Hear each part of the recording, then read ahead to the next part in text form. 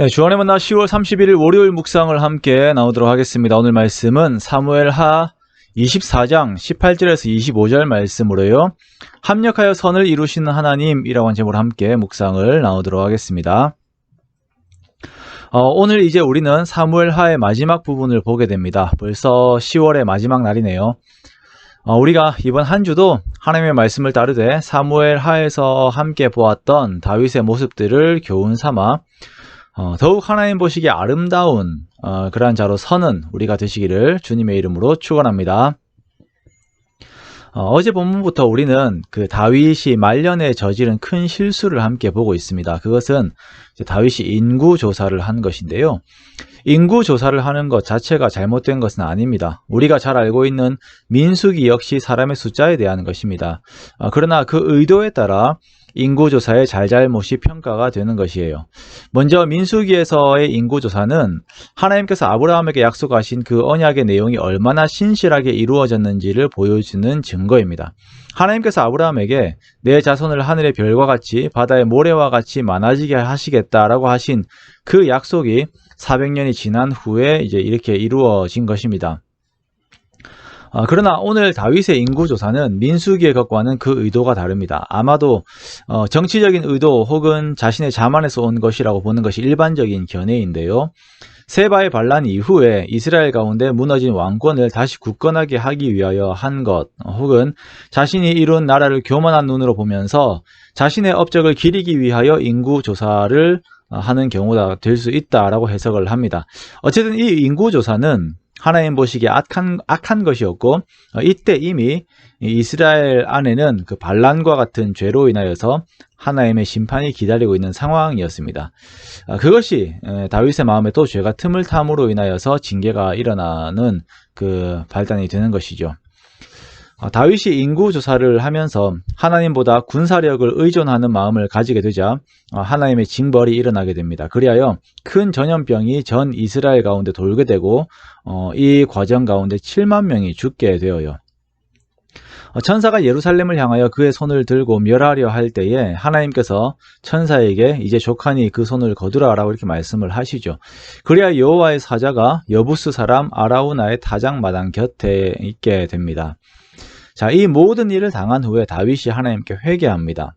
자신의 죄로 인하여 공동체가 큰 해를 입은 것으로 인하여서 회개하며 선지자 갓에게 아라우나의 타작마당에서 여호와를 위하여 제단을 쌓을 것을 요청하지요. 다시 하나님과의 온전한 관계를 위한 제사를 드리게 됩니다. 다윗은 아라우나에게 찾아가 그의 타작마당을 사게 됩니다. 아라우나는 다윗에게 모든 것을 무상으로 제공하려고 하지만 다윗은 기필코 자신이 값을 지불해야 함을 고집하고 은 50세겔로 타작마당과 소를 사서 거기에서 제단을 쌓고 번제와 화목제를 하나님께 드립니다. 그리하여 마침내 이스라엘 땅의 재앙이 그치게 됩니다. 오늘의 본문을 단편적으로 보면 단순히 노년의 다윗이 보여준 그 연약함과 회개라고 볼 수 있겠습니다만, 이 다윗이 아라우나에게서 산 이 타작마당은 이후 솔로몬이 성전을 짓는 터가 됩니다. 이곳에 성전이 세워지게 됩니다. 여기는 모리아산이며 또한 먼 훗날 이곳에서 예수께서 십자가에서 죽으시게 됩니다. 아브라함이 하나님의 말씀에 순종함으로 독자 이삭을 번제로 드리고 칼을 뽑아 들었던 곳이지요. 그리하여 하나님께서는 창세기 22장 16절에서 18절 말씀에 이르시되 여호와께서 이르시기를 내가 나를 가리켜 맹세하노니 내가 이같이 행하여 내 아들 내 독자도 아끼지 아니하였은즉 내가 내게 큰 복을 주고 내 씨가 크게 번성하여 하늘의 별과 같고 바닷가의 모래와 같게 하리니 내 씨가 그 대적의 성문을 차지하리라. 또 내 씨로 말미암아 천하 만민이 복을 받으리니 이는 내가 나의 말을 준행하였음이니라 하셨다 하니라 라고 말씀하시면서 아브라함에게 메시아 언약을 주셨습니다. 그곳이 바로 이 장소입니다. 사무엘하는 처음부터 끝까지 하나님께서 그 구속의 역사를 이루어 가심을 보여주고 계십니다. 성도된 다윗은 어떤 때에는 예수 그리스도의 모습을 보이기도 하고 또 어떤 때는 완전 악한 마귀와 같은 모습을 보이기도 하죠.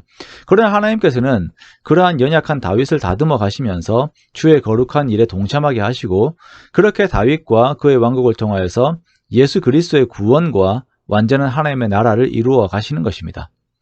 우리의 강함과 약함을 모두 사용하셔서 이것이 합력하여 하나님의 선을 이루시게 하는 것. 그것이 우리를 향한 하나님의 크신 사랑 안에서 이루어지는 지혜입니다. 우리가 이런 하나님을 믿어요. 오늘 내가 강할 때가 있습니다. 그렇다고 교만하지 마십시오. 연약할 때가 있습니다. 그렇다고 낭망하지 마십시오. 오직 예수 그리스도를 붙들고 하나님의 선하신 섭리를 바라보며 하나님만 의지하십시오. 그때 주께서 주시는 큰 사랑의 은혜가 저와 여러분에게 함께 하실 것입니다. 우리가 사무엘하의 마지막을 보면서 다윗과 함께 하였던 그 하나님께서 오늘도 우리와 함께 하심을 믿고 그 큰 은혜가 또한 우리에게 계속적으로 함께 하시기를 주님의 이름으로 축원합니다.